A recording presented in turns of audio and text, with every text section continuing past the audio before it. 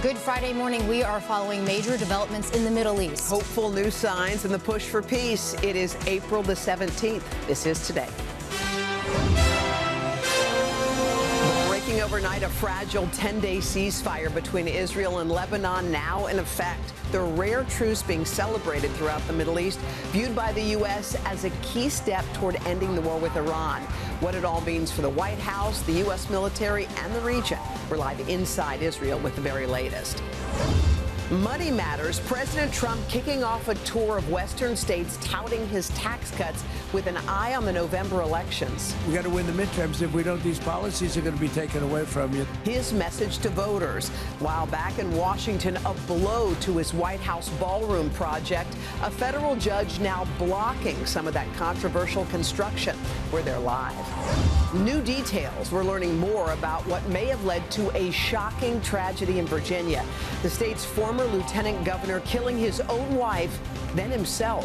One of the children was the 911 caller just after midnight. We'll take you inside the investigation. Round 3, tens of millions from Texas to Michigan on alert for even more severe weather. Strong tornadoes, heavy rain, and flash flooding. While across the east, that record heat coming to an end with a major cool down on the way this weekend. Your full forecast just ahead. Sounding the alarm, a looming jet fuel shortage expected to disrupt the busy summer travel season, canceling some flights and pushing the cost to fly even higher. Has anyone seen these flight prices recently? We'll have everything you need to know. Those stories plus moon joy. 3, 2, 1. Integrity! Al catches up with the groundbreaking Artemis II crew after their historic journey to the moon and back. I think at some point I reached over and said, hey, guess what? Now I'm excited. I remember that. What they're revealing about their mission for the first time and what they hope everyone takes away from that epic voyage. And even more Maverick. That's right. Nice. Man. It's official. Top Gun 3 gets the green light with Tom Cruise set for another return to one of his most iconic roles. I feel the need for speed. We will tell you all about it today, Friday, April 17th, 2026. From NBC News, this is Today with Savannah Guthrie and Craig Melvin. From Studio 1A in Rockefeller Plaza. Good morning. Welcome to Today. It's a Friday morning. Thank you for joining us. Laura Jarrett's here. Savannah and Craig will both be back here on Monday. Yes. So you ready for another Top Gun? You ready for number 3? Oh, my gosh. What a treat. The second one did so well. Yeah. Why not just throw in a third and a fourth, maybe? Yeah, they say the script is cooking, so we'll get more on that in a little bit. Also, guys, we want you to take a look at this. This is Al Roker sitting down with the Artemis II crew yesterday on the heels of their historic moon mission. And now we've got Mr. Roker live. He's at Houston's Johnson Space Center. He's going to tell us about this really, really special conversation in just a little bit. It's going to be good. Speaking of Al, the weather is a major story this morning. Nearly 40 million Americans now facing yet another severe storm threat today that could include several strong tornadoes. The full forecast and what your weekend will hold coming up. But let us start with the latest out of the Middle East and what could be a major breakthrough overnight. A ceasefire between Israel and Lebanon now underway. A move that could potentially pave the way for a lasting peace deal between the U.S. and Iran. We've got it all covered. We're going to start with NBC's Richard Engel along the Israel-Lebanon border. Richard, good morning. Good morning, Hoda. Yes, as you say, that ceasefire between Israel and Lebanon is in place right now, and we are already seeing major changes on the ground. I am right now along the Israeli-Lebanese border. In fact, you could see those villages behind me. They are inside Lebanon. And just yesterday, I wasn't able to come to this area because it was an active combat zone. And if this ceasefire does hold, it could potentially pave the way for a larger deal with Iran. It's a scene that's become increasingly rare in the Middle East. There were massive celebrations in Beirut for peace after Israel and Lebanon agreed to a 10-day ceasefire at the stroke of midnight local time last night. President Trump announced the agreement between Israeli Prime Minister Netanyahu and Lebanon's President Joseph Aoun. It's very exciting. With Lebanon, it's very exciting. Tens of thousands of Lebanese immediately began heading south to see what's left of their homes after 6 weeks of intense Israeli bombardment. Targeting, Israel says, the militant group Hezbollah. Before and after satellite images show the extent of the damage, with several Lebanese villages effectively flattened. The Lebanese army this morning was out fixing bridges to allow the 1.2 million Lebanese civilians displaced by the fightings to return to their homes. President Trump said a deal with Iran is coming next, and soon. The war in Iran is going along swimmingly. We can do whatever we want. And it should be ending pretty soon. It was perfect. I mean, it's perfect. While the U.S. military is still enforcing a blockade of Iran's ports, the ceasefire in Lebanon does improve the likelihood of a peace deal with Iran, the reopening of Hormuz, and lowering gas prices. And just today, Iran's foreign minister said because of the ceasefire, the Strait of Hormuz is now open. But serious challenges remain. Prime Minister Netanyahu said thousands of Israeli troops, which invaded Lebanon last month, will remain in the country until Hezbollah is disarmed. And Hezbollah, which says it will abide by the ceasefire, also says as long as Israeli troops are in Lebanon, the group has the right to resist them. And overnight, President Trump posted a message aimed directly at Hezbollah, saying that he hopes the group, quote, acts nicely during this period, saying it would be a great moment for them if they do. Hoda? Richard Engel there on the border between Lebanon and Israel. Richard, thank you. Back here at home, President Trump is on the road this morning addressing the war and its impact on Americans and the economy, from Wall Street to gas prices. A growing number of Republicans now fearing it could all have a negative impact on the party during November's midterm elections. NBC's Garrett Hake has more from the White House for us. Garrett, good morning. Hey, Laura, good morning. Yeah, the president has been dogged by poor polling on the economy and the war with Iran, with Americans expressing their discomfort with the war and its effect in pushing prices higher. Now the president hitting the road, arguing that the war's economic impact will be temporary and talking up his legislative record. But he also muddled that message, lashing out again at Pope Leo over the war. President Trump is on a swing of Western states, trying to change the political subject away from the Iran war. Instead, attempting to turn the spotlight on his economic policies, the same week as Americans are wrapping up their tax filings. The tax cuts are enormous. In Las Vegas, the president road testing a midterm message meant to boost Republicans. After 4 long years of brutal inflation under Biden and congressional Democrats, you deserve every single penny that you're getting now because you had to suffer. And poking some fun at his own earlier economic stunt, accepting a fast food delivery outside the Oval Office on Monday to highlight his no tax on tips policy. It was a little bit of a, to be honest, it was a little tacky. The president also highlighting falling gas prices, the national average down 7 cents a gallon in the last week, but still nearly $1 higher than at this time last year. The gas prices have come down very much over the last 3-4 days. But at this Nevada gas station, where it is $5.09 a gallon, drivers deeply frustrated. It's terrible. I mean, it's, when you're retired and on a fixed income, it's difficult. The president also distracting from his economic message by fueling another feud with Pope Leo, falsely claiming the pontiff, who opposes the Iran war, was in favor of Iran getting a nuclear weapon. The Pope has to understand that. This is the real world. It's a nasty world. The Vatican has a long-standing policy opposing nuclear weapons in their entirety. The Pope earlier yesterday on a tour of Africa continuing his regular calls for peace and condemning what he called a handful of tyrants pushing for war. They turn a blind eye to the fact that billions of dollars are spent on killing, on devastation, yet the resources needed for healing, education, and restoration are nowhere to be found. As the president continues to speak out. I have a right to disagree with the Pope.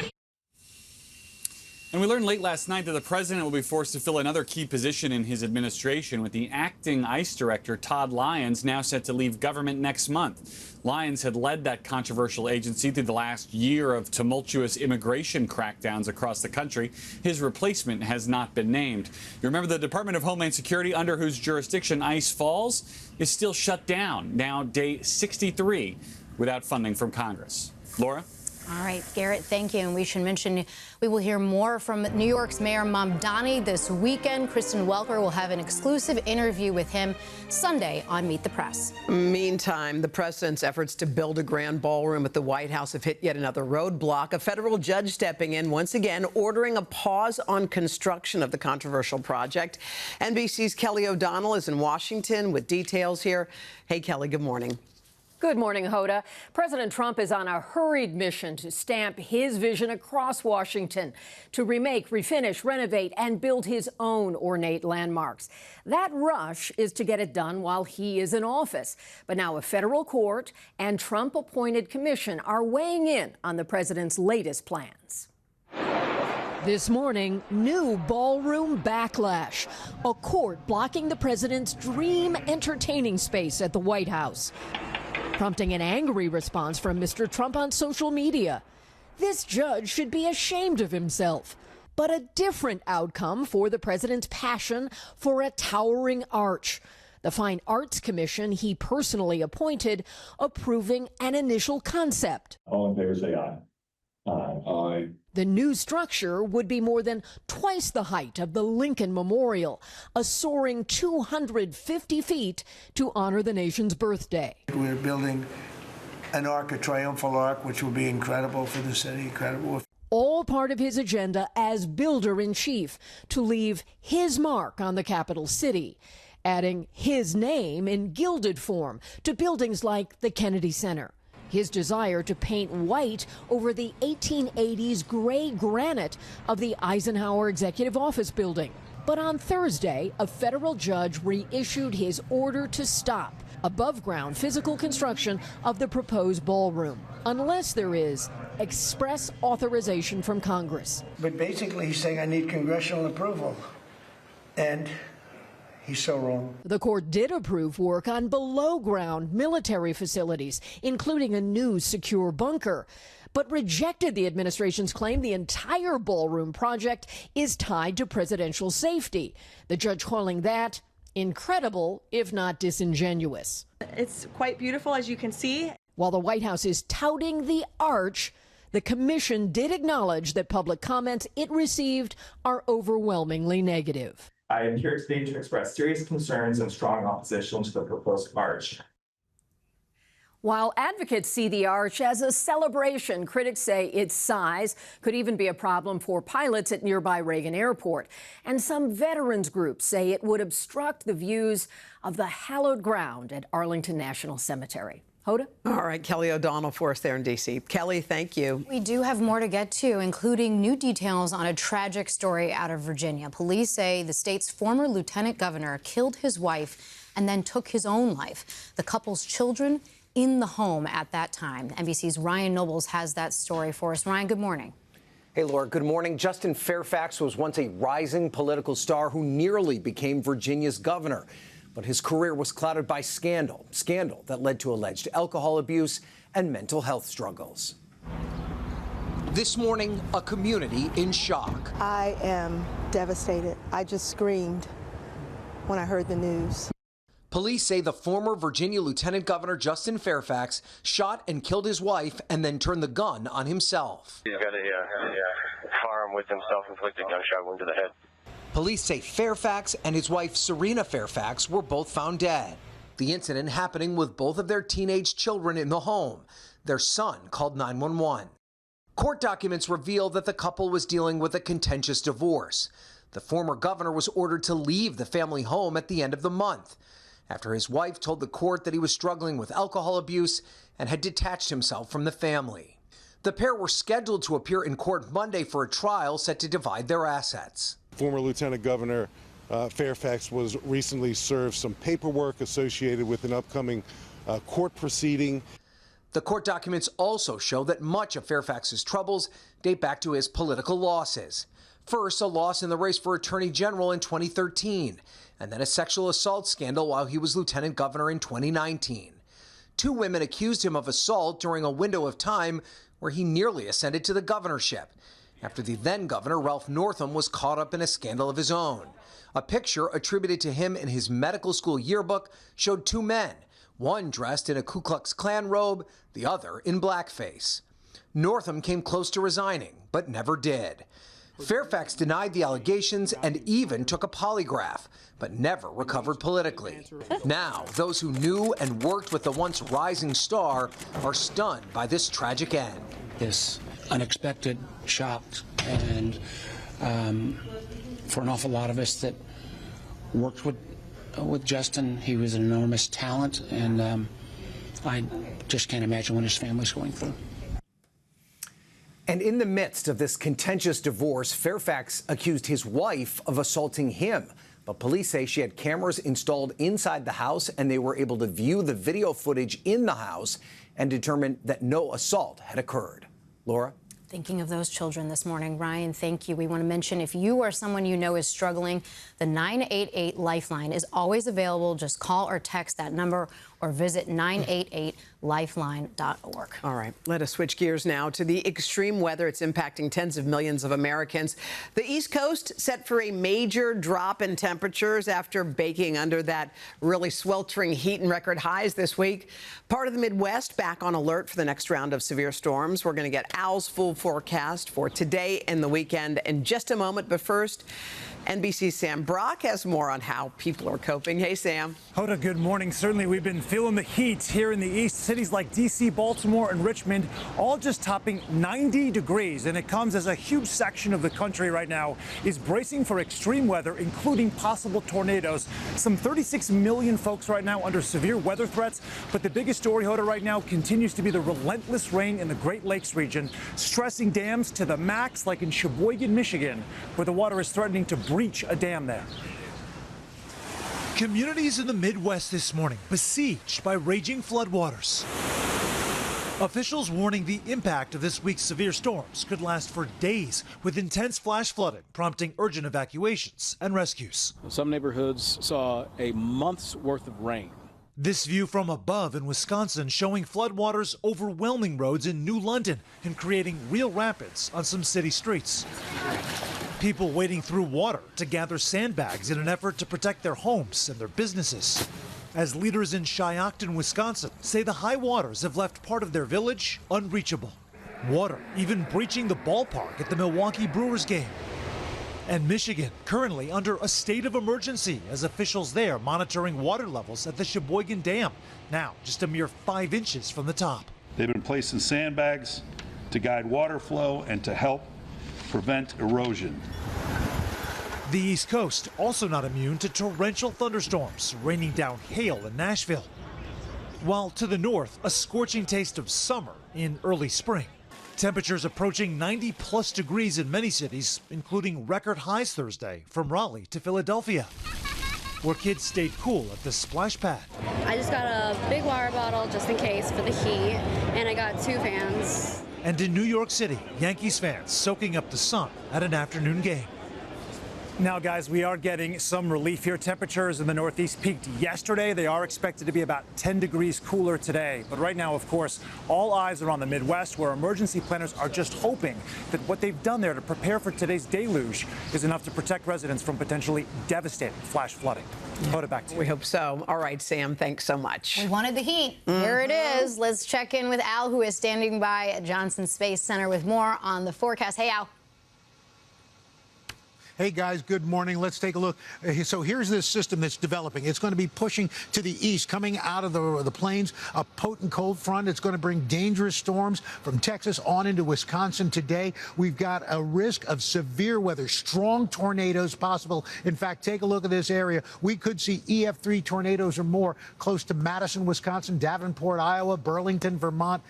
We then see this system move to the east, a line of storms from the Ohio River Valley. We could see more flooding in that region, and in fact, more severe storms tomorrow from St. Mary's, Pittsburgh, all the way down into Charleston. And then we move on through into Sunday. More rain for the Northeast New England. That cold front brings in cooler conditions, but we are looking for the risk of flash flooding from Green Bay, Chicago, all the way down to Oklahoma City. Already saturated ground, getting another 2 to 3 inches is going to cause big problems. And again, the big chill is on. Those temperatures way below normal back through the plains are going to be moving into the mid-Atlantic and Northeast and dropping temperatures some 20 to 30 degrees in 24 hours. We're going to take a look at that in more detail coming up in the next 30 minutes. But we're going to get to your local forecast in the next 30 seconds.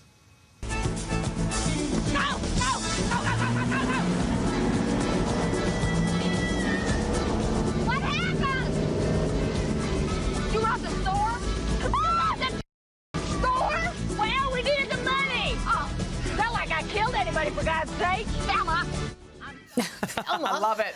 Back now at 7:30 with a Hollywood classic, of course, Thelma and Louise. 35 years later, fans are about to get a new way to enjoy that hit movie on the stage. That's right. Carson. Not going to tell you now, but Pop Start is packed. How are they going to cut that scene? We're making cuts, so we're going to tell you a little bit about that. Carson, they can cut that scene, you know, that one? Yes, they can make a Broadway? Yes, they can make it happen, guys. We've got a busy half hour, though, starting with a rather ominous warning ahead of the summer travel season. Yeah, key energy officials sounding the alarm, saying Europe only has about 6 weeks of jet fuel left, and that's suggesting that flight cancellations could start very soon. NBC's Liz Kreutz is here with more on that and what it could mean for American travelers. Liz, good morning. Well, hey, guys, good morning. Yeah, and keep in mind, we're also already feeling the effects of rising fuel prices here. Delta, United, JetBlue, and Southwest have already raised fees for checked baggage, while United and Delta have actually cut some flights from their schedule, and airfares are also climbing as we head into this busy summer travel season.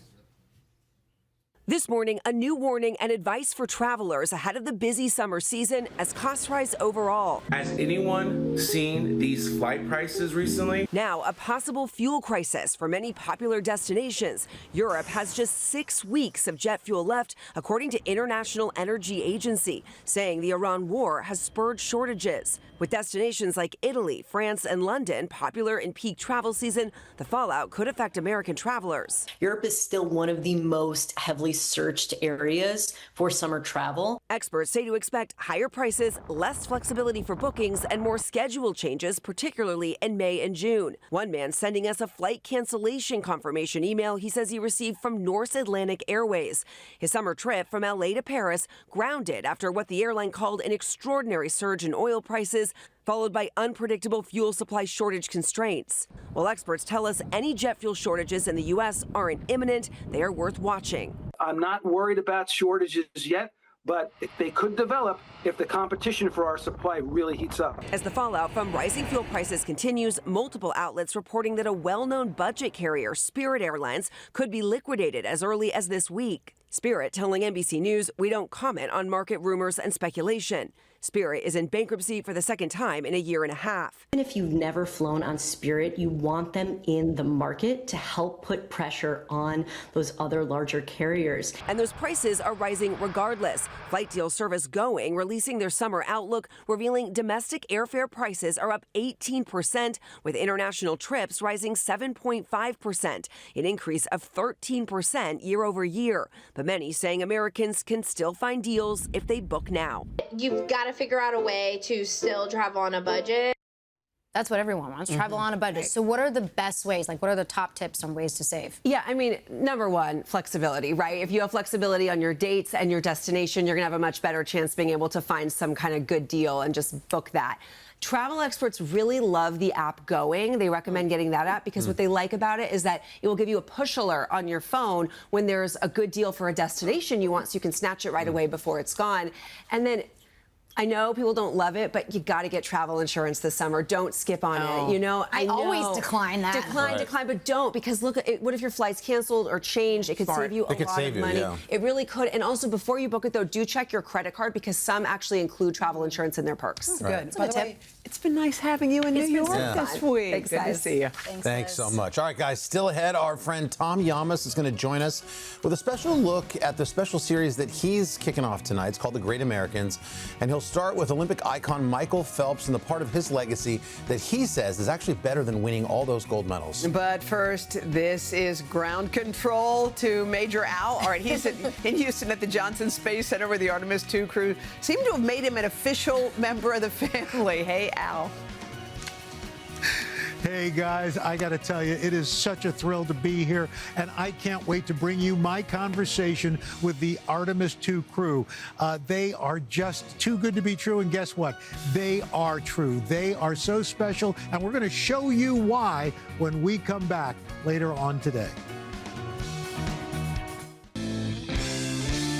We're back at 7:39 now with a very special in-depth today. We've been waiting for this one with the Artemis II crew back on solid ground after their historic moon mission. They just made good on a promise. Al, you got a chance to talk to them there at the Johnson Space Center. Very cool. Oh, guys, I got to tell you, this assignment has been a dream come true. But getting to know these four people that, you know, we use the word hero. We throw that around a lot, maybe too much. But these four, Reed Weissman, Victor Glover, Christina Cook, and Jeremy Hansen are truly heroes. Spending 10 days in this Orion capsule, coming back to Earth, I got to tell you, they give us reasons to love them to the moon and back. It's been nearly a week since their picture-perfect splashdown in the Pacific. Integrity splashdowns. But for the Artemis crew, Commander Reed Weissman, pilot Victor Glover, and mission specialists Christina Cook and Jeremy Hansen, the moon joy they shared with all of us on Earth during their record-setting journey around the far side of the moon is still fresh. Welcome home. It's good to have you. 10 days of being as close as human beings can be. Have you guys gone through withdrawal without being without each other? Yes. Yeah. 100%. That closeness meant working as a single unit on just about every task. There's something about being together that transferred to us back on the ground. You know, that the idea that you're working together to bring something that's bigger than all four of you. That was really important to us. We really wanted this to be about humanity going on this journey with us. And that idea about togetherness, it's just amazing that people resonated with that. And take us they did, documenting their round-trip 700,000-mile flight with some incredible snapshots from that stunning eclipse to close-ups of the massive lunar craters and photos of our own planet that provided a new perspective. The first time I saw the Grand Canyon, I remember thinking, this, no matter what picture I saw, it does not do justice to it. So when you look at the far side of the moon, how do you even describe it? What surprised me was when we saw the moon as we were getting close, and we saw part of the near side and part of the far side. And the moon still looked pretty much like it looks in the night sky, but it wasn't the same shapes. It looked different, and it was the first real evidence that we were somewhere completely different than where we had started. It seemed every time we saw you guys, there were these huge smiles on your faces. Everything is better when you're floating. It just felt like we were buzzing with productivity, with getting the mission done, with doing everything we knew we came there to do, and we were finally doing it. You know, Reed, I think we all were so incredibly touched when we found out how you named that one crater for your wife, Carol. Her name was Carol. The spouse of Reed, the mother of Katie and Ellie. I thought it was the most beautiful thing I'd ever heard in my entire life. Christina, Victor, and Jeremy, they were like, we really think we can actually do this. We've talked to the science team. We think we can name a crater after Carol. And what man on this planet deserves a gift like that, to have your crew be so thoughtful and to do something so caring and so deep and so meaningful. Booster ignition and liftoff. Aside from the spectacular launch, perhaps the most dangerous part of the mission, re-entry. I will say it was just a very intense moment. Because we had never seen or felt this before, we had the lights turned down just like we did in our spacecraft. So I could tell that we were inside a fireball. But Reed and I had panoramic view. We really did. And the very first thing I thought was, is it supposed to be that big? And it was a lot of fire out there. Those flames, plasma surrounding the capsule as it hurtled back to Earth at speeds near 25,000 miles per hour before 2 sets of parachutes brought them to a gentle touchdown in the water. That was when the unfettered joy began for me, and people ask us if we're excited, and, you know, they know I'm kind of the curmudgeon that's like, no, I'm focused. But I think at some point I reached over and said, hey, guess what? Now I'm excited. I remember that. Their return punctuated by reconnecting with loved ones. I wasn't on the ship for 5 minutes, and I was talking to my older daughter who had me on speakerphone. What an amazing thing to get to connect. And for them and for me, like, we are home, we are safe on Earth, and we'll see you tomorrow. What a crazy thing to get to tell your family after you just came back from the moon. I want somebody to love me as much as your dog loves you. Come to my house. She will do that exact same thing for you when you're at the door. So you guys plan a reunion? Are you going to right now? You're looking at it. Yeah, this is it. You've really brought people together. You've meant so much. You guys are not just astronauts. You've brought us joy. You've brought us healing, and you just mean so much to us. Since you're a member of the crew, you're gonna have to pull your seat over. When times get really tough, we press this little button because this red light lights up. So we just all put our hands in, and we're gonna say 3, 2, and 1 integrity. So 3, 2, 1 integrity. Oh my God. They're superheroes. Al, you're so part of that crew. I should point out that the reason you did that interview is because they did ask for Al Roker to come and do the interview. So we're so happy to see that. And the other thing is, you not only got to meet them, but you got to meet their families. Yeah, you know, they really are a special group. This family of all these astronauts and of NASA itself, because they talk about not just their family supporting them, but the wider family of NASA. Over 100,000 hands touched this capsule and its launch vehicle, and they know that they could not do this without their family. From Reed's 2 daughters, Victor's 4 kids, Christina, and of course Jeremy, all their families, you know, give them that support so that they can be up there and take us to the next level for moon exploration, guys. And Uncle Al, real quick, one more thing. We heard they bestowed an honor asking you to sign an Artemis hatch. Is that true? Yeah, it's just off here to my left. My buddy Tom Costello signed it as well, and so I got to sign it. NASA Administrator Jared Isaacman signed it, so I'm in pretty good company getting a chance to do this. And guys, one other thing, Christina Cook told me that when they were waiting for the Navy swimmers to come up, she had some contraband M&Ms in her flight suit, and so they were passing out M&Ms, eating them while they were waiting for the hatch to get popped. I love it. Great. Love it. I loved it all. I love to see the chemistry with Al and those 4. It was beautiful to see. All right, Al, now you got to do your other job. All right, it's time to check the weather. That's right. Back to Earth doing this. Okay, so again, it's been so hot. We've been talking about it. We got that big Bermuda high, but changes are on the way from the Gulf Coast to New England. One more day of warm air, but then this big cold front comes through, this Arctic Express. We're talking winter-like temperatures coming in, plunging south this weekend. So today, Detroit 68, Chicago 81, St. Louis 85. Front moves through, boom! Temperatures drop. St. Louis 27-degree temperature drop in 24 hours at 59. Chicago, you'll drop to 50. Detroit down to 68 degrees. And then those temperatures, those colder temperatures move to the east. Philly, you get a 16-degree temperature change in 24 hours. Pittsburgh, you're at 51. Albany, you're down to 50. And look at these morning temperatures early next week. We're talking bringing back the winter coats. New York into the upper 30s on Tuesday, and in D.C., low 30s in Boston, mid-30s in Charleston.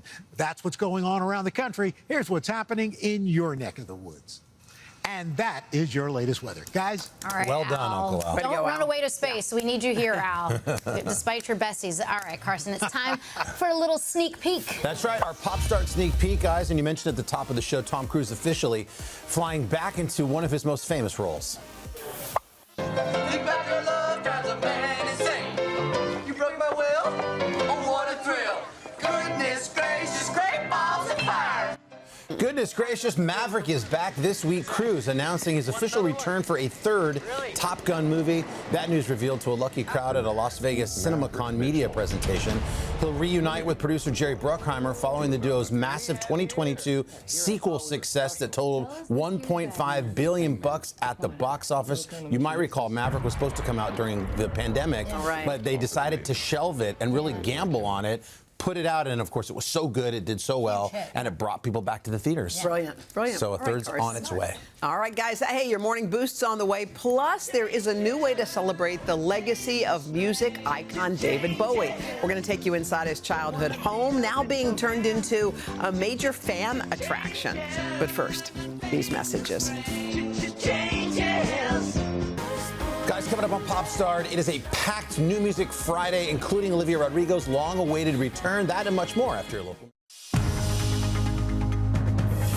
It's 8 o'clock on Today. Coming up, push for peace. A ceasefire between Israel and Lebanon going into effect overnight. The U.S. calling it a key step toward ending the war with Iran. We're live with the very latest. Then, sharing her story, the daughter of the woman who vanished in the Bahamas speaking out for the first time. How does it feel to be here, to be back here with everything that's happened? It's making it a little bit more real. The emotional moment she returned to her mom's boat as that search continues. And simply the best. We'll introduce you to two women going viral for their 50 years of friendship. Oh, she's my best friend. She's always there for me. I'm there for her every step of the way. We're going to meet the internet's favorite besties when they join us live in Studio 1A. All that plus an inside look at David Bowie's childhood home. Welcome to 4 Plateau Grove. Celine's new song. And Thelma and Louise jumping to the stage.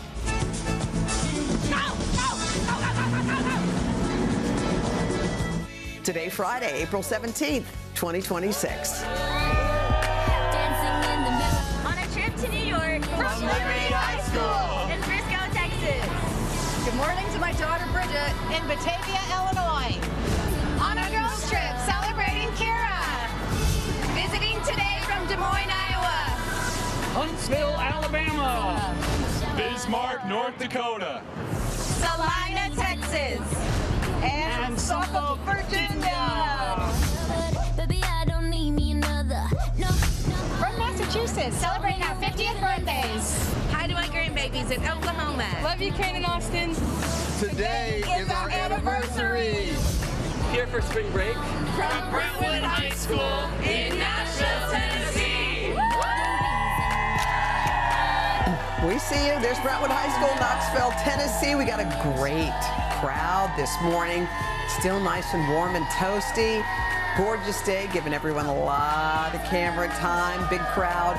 Good news, Savannah and Craig will be back on Monday, just in time for a star-studded week. Love that. Here on Today. It's going to be Such a treat to be with you. That's great to be with you too, Laura. Or let's get to our news at 8 o'clock. We are going to begin now with major developments in the Middle East. A 10-day ceasefire between Israel and Lebanon now in effect. The rare truce viewed by the U.S. as a key step toward ending the war with Iran.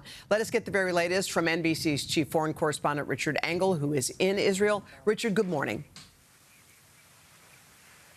Good morning, Hoda. Yes, the ceasefire between Israel and Lebanon is in place, and we're already seeing major impacts on the ground. I am right now on Israel's border with Lebanon. In fact, you could see those houses on the hill behind me. Those are inside Lebanon. Just yesterday, I wasn't able to come to this area because it was a closed military zone. And if this ceasefire does hold, it opens up the door for a possible peace deal with Iran.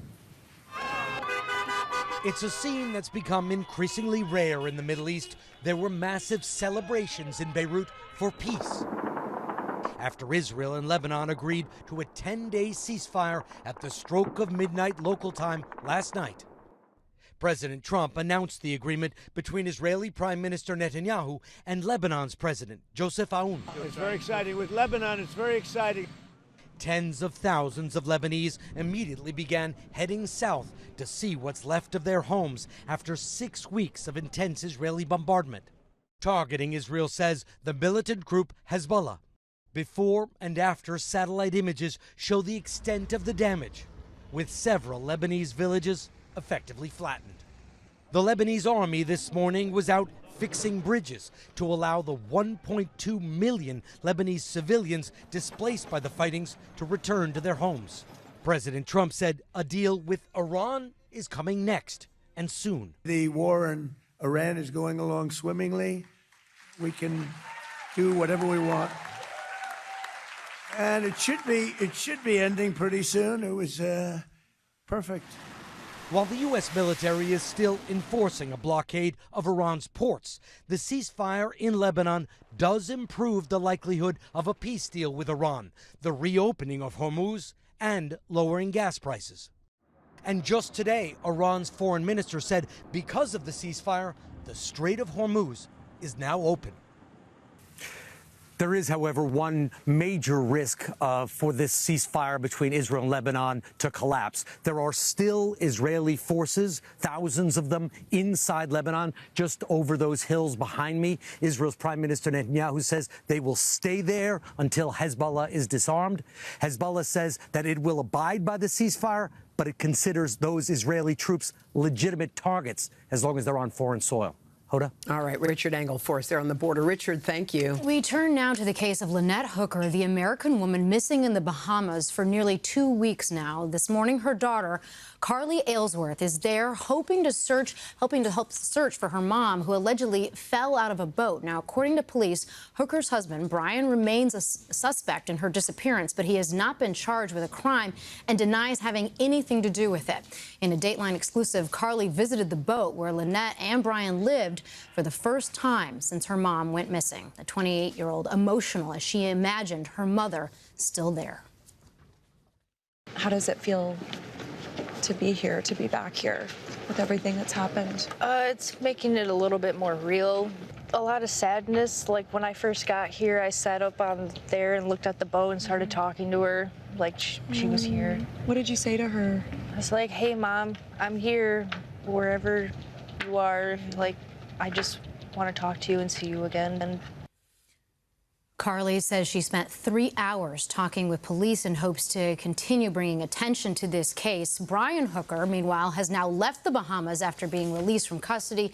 His lawyer tells NBC News he left because his mother is ill but plans to return. 28-time Olympic medalist Michael Phelps is a legend in the pool, but the 40-year-old swimmer is opening up about life outside the pool like never before. To NBC's Tom Yamas, who joins us now. You got a cool series cooking. Oh, yeah. Good morning, guys. Good so morning. Great to see you today. I sat down with Phelps for a new series we're kicking off tonight on NBC Nightly News called Great Americans. As we get ready to mark 250 years of this amazing country, we wanted to celebrate and hear from some of the Americans who have united us with their great victories, performances, and acts of kindness. We all know that Michael Phelps rewrote the Olympic record books, but for Phelps, it's the work he's done on his own mental health and being open about his struggles that has made the most meaningful impact. You have people that stop you when you're out in public and they say, you saved my life. That's just heavy. It's wild. And for me, that's better than winning an Olympic gold medal, right?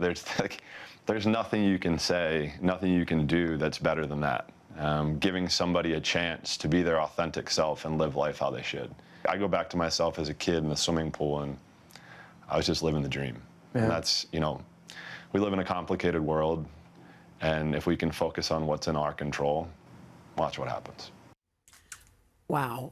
We know so much about Michael, like you said, with the medals draped on him. But how is he doing now? He's raising 4 boys. Yeah. He's got a lovely wife. They live out west. They're having a great life. He's very involved in their sports. And he's just a good dude. He's very funny. He's very focused on mental health and helping other people out there. And we were talking about this earlier. I've had a chance to interview a few GOATs over my career. And I'm always surprised by the ones that are so humble and so kind. And Michael could not have been more of a gentleman to our crew, to our staff. And he was so open. He could also laugh at himself. He was making fun of his man bun, and he was, and it was hysterical. And he just opened up, and he was just, and I don't know if I want to use the word vulnerable, but he was very honest. Yeah. And he says there's still pools he wants to swim in, and he still loves watching sports and the Olympics, and he's just all around a great guy. It was a good interview. It's so good to hear. Tell us more about this new series. It sounds great. Yeah, I wanted to see how can we mark 250 years at Nightly News, and sometimes there are Americans that when you say their name, like Michael Phelps, people just go, I love him.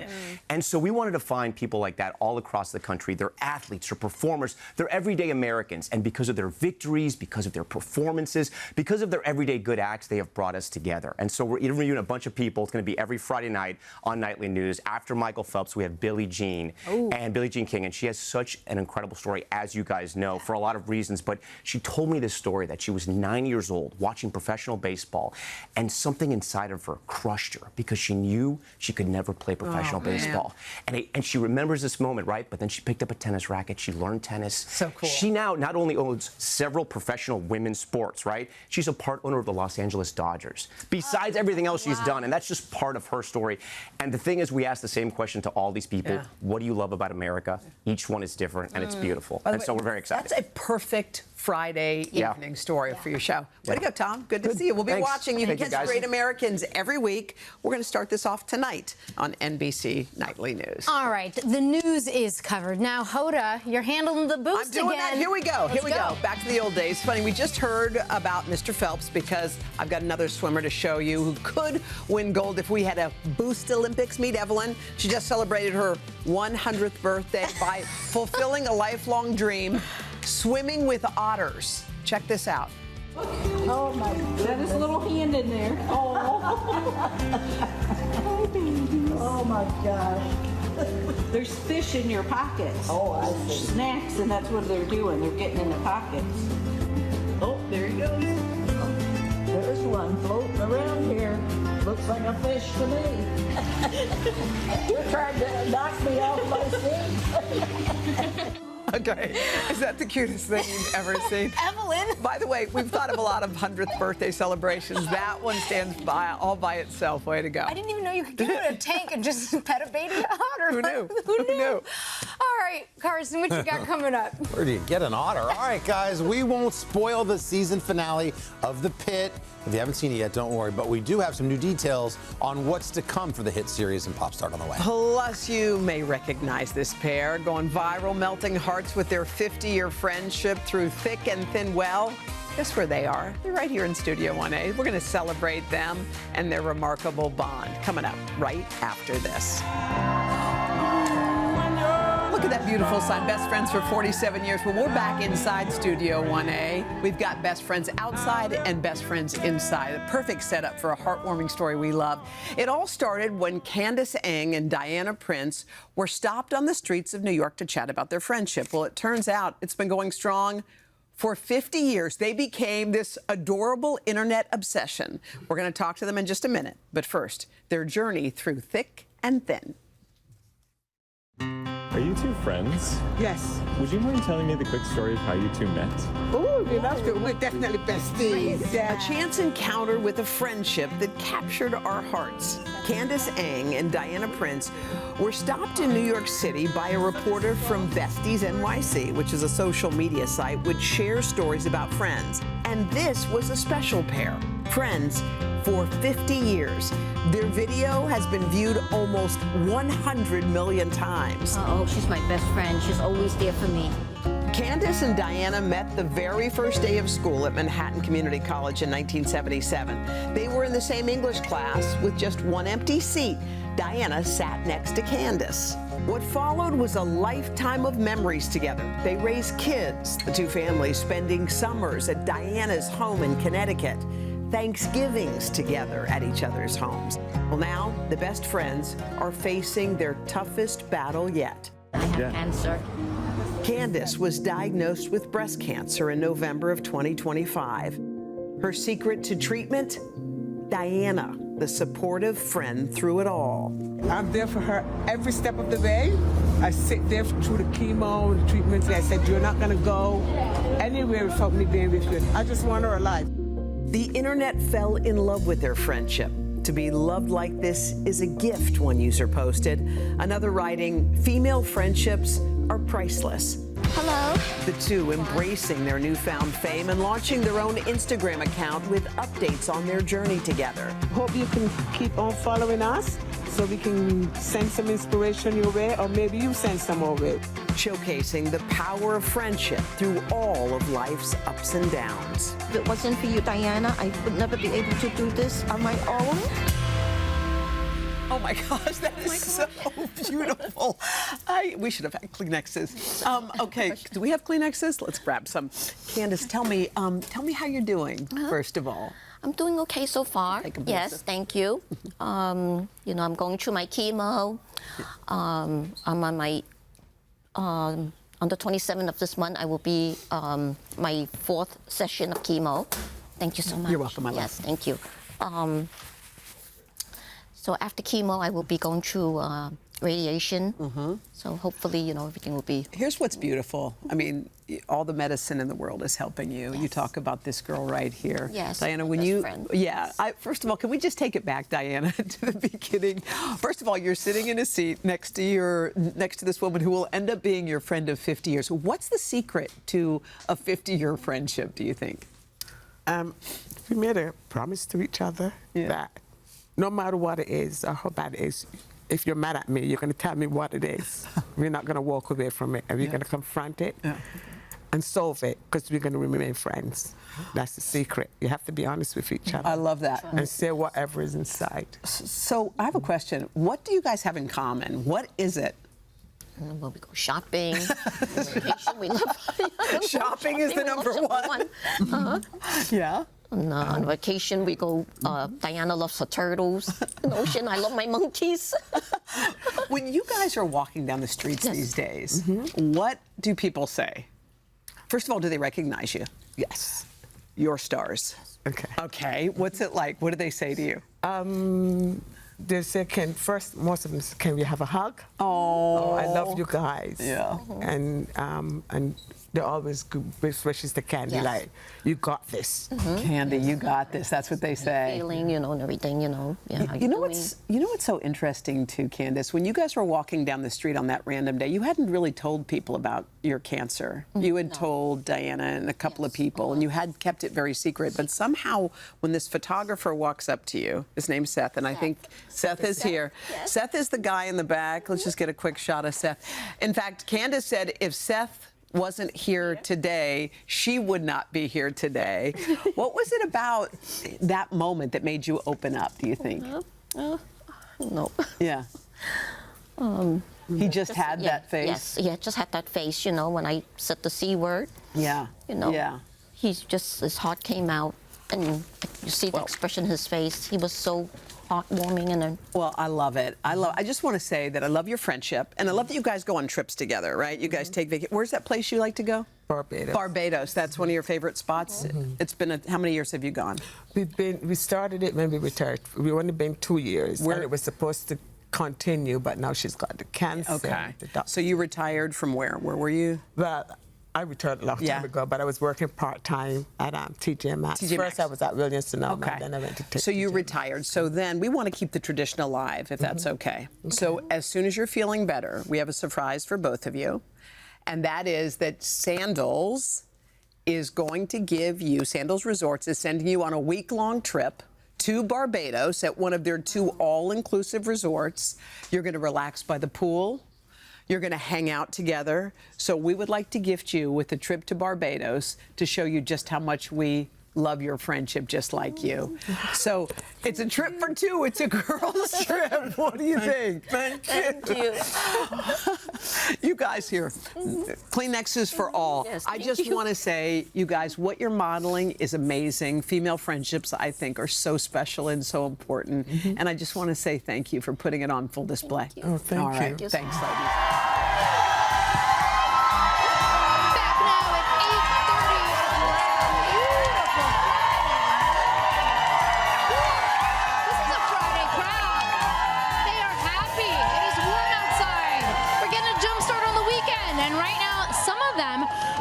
Ready to meet a champion, Carson, someone you know well, Carson.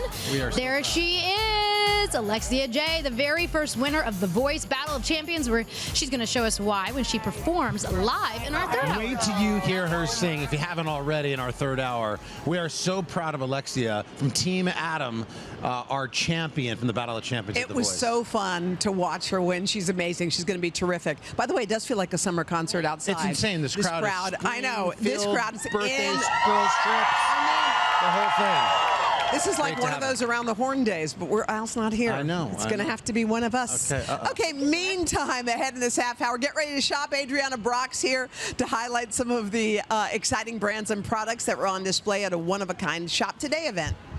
All right, but first, let's round out our week of clues to try and help you guess who's going to be right here in the plaza for our big summer concert series. Here's today's emojis. For the first artist, we've got, let's see, we got a flower. We got a sun. Can you see that? There's a dolphin. There we go. There you go. Clue number 2, you see there, a fire, a banjo, and a UK flag. And clue number 3 is tough, a cloud, that cowboy hat, and a pink bow. See if you can successfully decipher our clues. We're going to reveal our star-studded City Concert Series lineup right here on Monday. Oh, and can I just say a quick happy birthday? Yes. Oh, yes. To my mom. Yay! Happy birthday, Mom. That's her with all of her grandkids. So happy day. Happy birthday. Look how sweet that is. All right, what do you say we get another check of the weather from Al down in his happy place in Houston, just hanging out with the space crew? Yeah. All right, and happy birthday to Sammy. We love her. Also, listen, really quickly, one of our longtime NBC cameramen, Bob Abramson, who I used to know all the way from Cleveland, he was here in Houston. Well, guess what? He sent me this great old license plate. It was on one of our NBC News crews, NBC News Texas. So anyway, just wanted to do that for Bob. I used to call him Jakey. I knew him all the way back in Cleveland, WKYC. All right, let's show you what's going on as far as your weekend weather is concerned. To Saturday, below average temperatures in the Great Lakes, sunshine out west, more record highs in the southeast. Then on Sunday, rain moves into the northeast. Very chilly conditions in behind it through the Great Lakes. Sunny skies, western 2/3 of the country.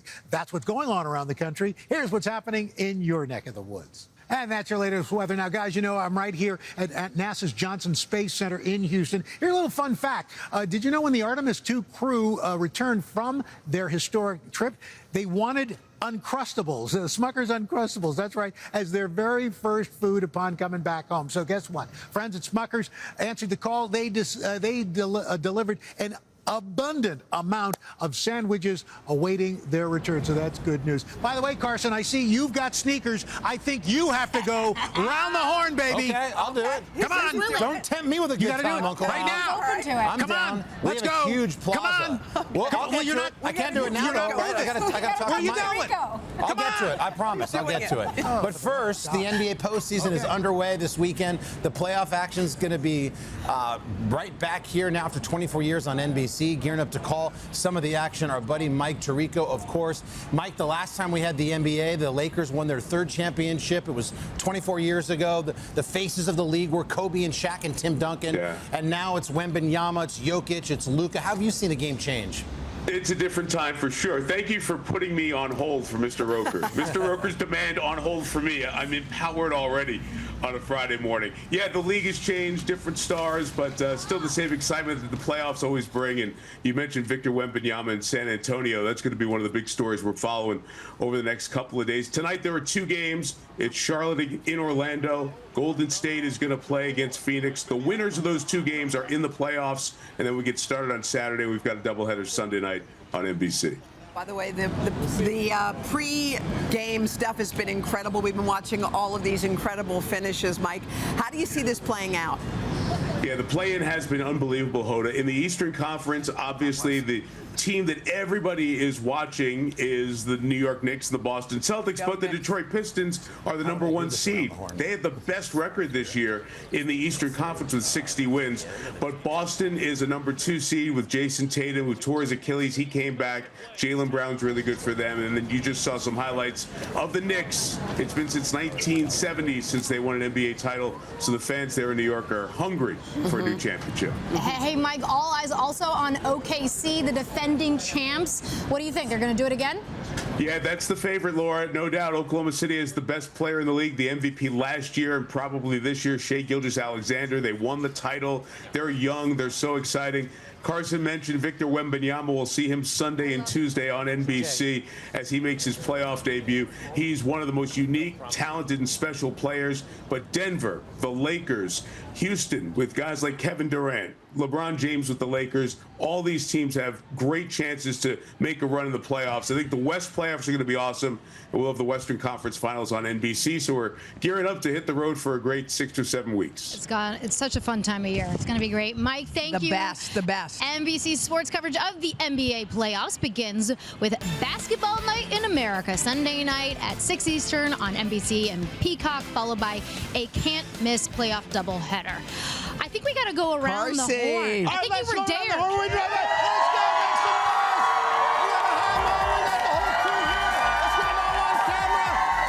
Trip over here. There's another girls trip. Happy 42nd birthday. I see Honey and Aunt Kay are in the house. It's Amy's birthday from Charleston, South Carolina. They're here for a hug. Carson. Come on, Carson. We're doing it for you. We got the ladies here all dressed up, wearing something funky. We got the celebration. Don't forget the crew down here. We go around the horn. That's all for you, Uncle Al. Back to you. Boom. Boom.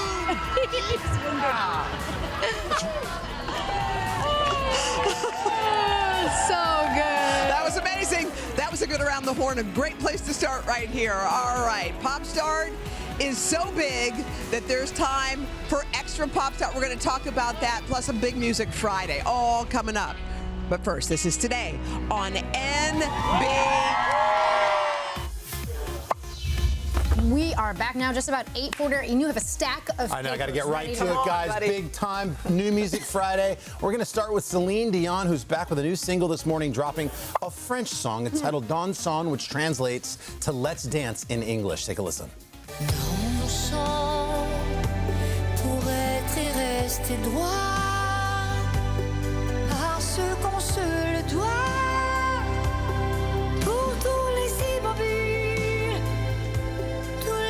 I mean, it's not going to light the club on fire, but guys, it's Celine Dion. It's new. It's in French. It's awesome. Beautiful. So happy for her, too, that she's back.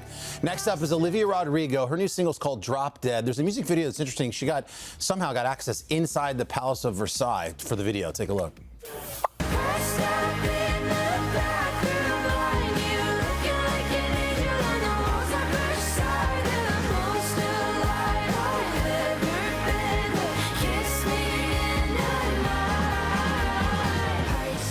Okay, a lot to unpack there. New Olivia Rodrigo. She is Pump It, right? Oh, for sure. We're going to pump that one, guys. We got another one. Wicked co-stars Cynthia Erivo and Jeff Goldblum have teamed up for their fresh take on the Wizard of Oz classic, If I Only Had a Brain. You'd unravel every riddle for any individual in trouble or in pain.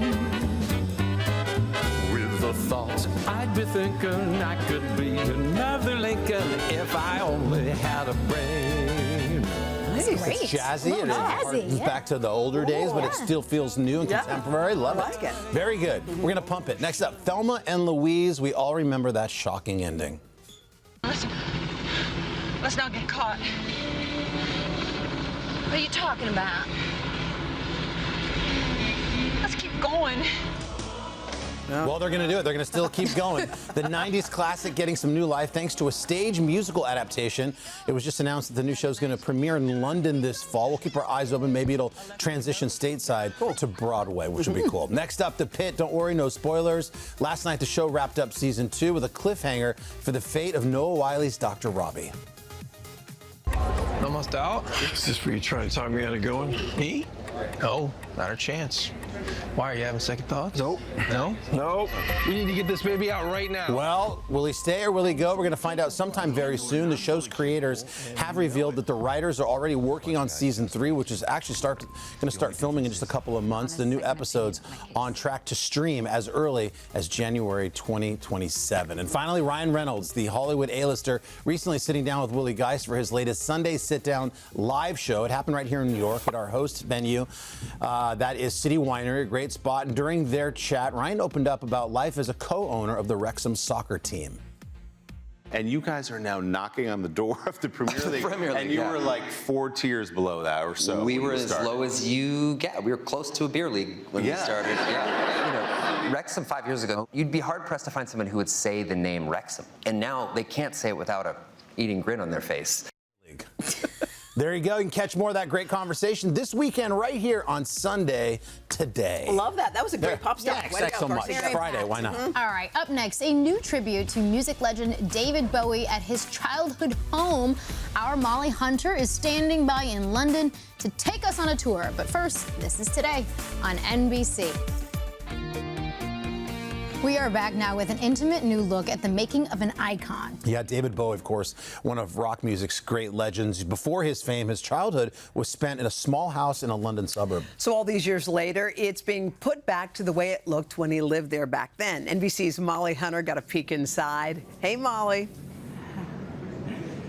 Hey guys, good morning. This is so cool. That's right. Before the fame, before Ziggy Stardust, before David Bowie spent his nights out in buzzy Soho clubbing, Bowie came from pretty humble beginnings, but he always had astronomic dreams. Take a look.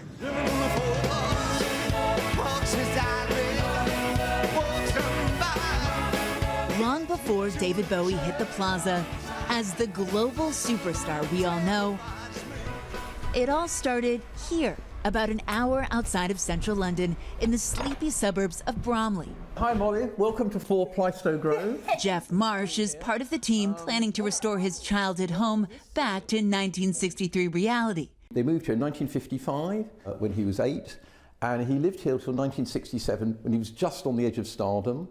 So this is a picture of David. Rare photos of young David Jones, his real name, show him right here. And it's actually taken on this very spot we're standing on. This is David sitting with his cat on the windowsill here.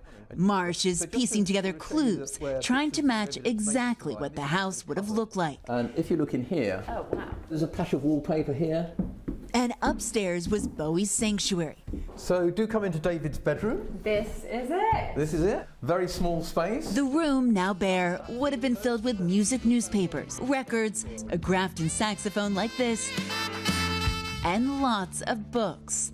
And some of these ones he's coloured in. I like that. That's Elizabethan. In this one, it's actually got his name. He's called himself Dave Jones. But he always said later on, and I think this is really rather important about his sort of psychology, that he said that room followed me around for the rest of my life. His curiosity about the world, his constant experimentation throughout his life is just such an inspiration. And we're really hoping that young people come here and feel a little bit, feel the power of that and be inspired for their own lives. Inspiration that could lead, like it did for Bowie, to the big city and beyond. Oh, no, love, you're not alone.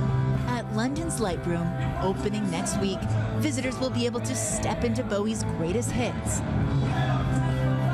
A spectacular multimedia experience with never-before-seen footage. On Hedden Street in Soho, perhaps his most famous album cover, Ziggy Stardust, shot right here. Look at that. Now home to a Bowie-themed cafe. Yeah, I think it was yesterday, I think. Woody Woodmansey is the only surviving member of Bowie's original band, the Spiders from Mars. What do you remember about this night?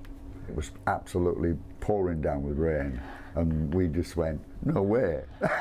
You're on your own. No way, yeah, you go out in the rain if you want, mate. What was David like during this time? It was pretty normal sometimes. Normal? Normal sometimes, not long. Okay. And it was 24/7 an artist. Back in the 70s, the band all lived together here at Haddon Hall in London. Woodmansey painted it how he remembers it.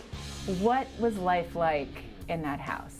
And we said, it was like that. It was like that. All bright colors. Yeah, it was. A far cry from his more humble beginnings on Plaistow Grove, and yet... Of course, when he was looking out of the window, it wasn't just looking out at London, but looking out to the stars beyond. And it was just after Bowie left the family home that he would write the song that would launch the boy from Bromley to stardom. Ground control to Major Tom. And the plan is for that childhood home to be fully restored and open to the public by late next year. Guys, a very exciting project. I'll send it back to you. Great story, Cool. Molly. Awesome. It's always fun to see where someone who becomes absolutely. an icon actually... Right. We are back now highlighting a Shop Today first. A college campus stages event at the University of Miami. And last week, our team welcomed nearly 700 students for a day of thoughtful conversations and exciting brand experiences designed to get them ready for the real world. Here with an inside peek at the brands that sponsored that event and others that have activated on site is our Shop Today executive editor, Adriana Brock. And you can scan that QR code, shop with us. You know what to do. So nice to see you. So great to see you. Let's start with this brand that has gone completely viral. So this is Park, and this is founded by Chelsea Park Goals, and our very own Savannah Sellers sat down and had a conversation with her about how she built this business.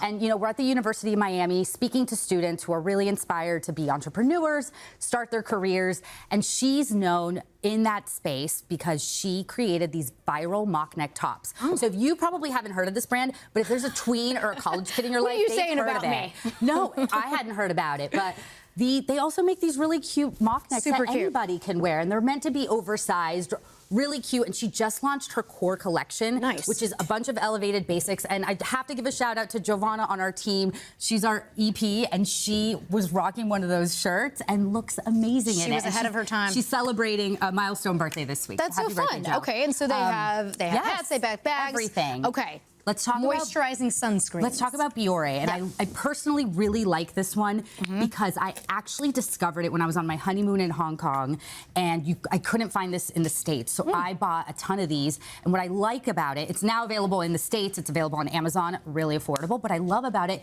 it's a moisturizer with SPF 50, and it doesn't feel greasy. But then it can also be a primer because you can put your makeup on top of it. And it doesn't get too sticky. sticky? It's the best of the best. It doesn't get sticky. So it's a really great product. I always go back to it. Been using it for almost 7 years now. Okay, this time of year we need this for the blowout. Yes, we need this for the blowout. This is from John Frieda. I've been using this brand since 2004 when they came out with their brilliant brunette line, but they also make really great frizz-free products. And I think we have a photo of me using this before and after. Oh, wow. You basically spray it into your hair when it's damp, and then you take a blow dryer to it. So heat activated. Heat activated. It also has heat protectant up to 450 degrees. It keeps your hair really smooth and shiny for up to 3 shampoos. So really love this, especially now that it's getting so humid out. We need and it. it's really affordable, and you can get it at Target. Okay, I feel like Korean skincare is all over my Instagram. All over your Instagram. It's all over every store. What and are I we have doing to with shout this? this out because I had a conversation with Sarah Lee, who is the co-founder and co-CEO of Glow Recipe. And it's a very popular viral brand. It's one of Sephora's #1 best-selling brands. Yeah. But she started this while she was climbing the corporate ladder and decided to pivot because she saw a white space in the Korean beauty market.